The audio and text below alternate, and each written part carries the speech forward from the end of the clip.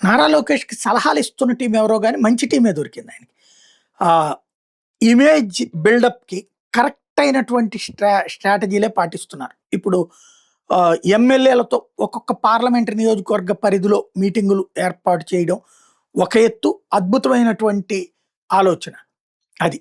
దాంట్లో కుటుంబాలతో సహా ఎమ్మెల్యేలు రావాలంట కూటమి వాళ్ళు. వాళ్ళతో ఎంత సరదాగా అంటే ఇంట్లో పిల్లోడు, ఇంట్లో మేనమామ, ఇంట్లో తమ్ముడు, ఇంట్లో బాబాయ్ ఎలా బిహేవ్ చేస్తాడో అట్లా. ఈ ఫోటో చూస్తే అర్థమవుతది. అలాగే ఈ ఫోటో చూస్తే అర్థమవుతది. ఆళ్ళకి భోజనాలు పెట్టడం, వాళ్ళకి చీర పెట్టడం, మహిళలకి అట్లాగే పిల్లలతో సరదాగా ఆడుకోవడం.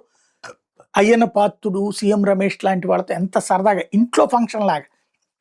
ఇదిగో అనితకి చీర పెట్టినటువంటి ఫోటోలు.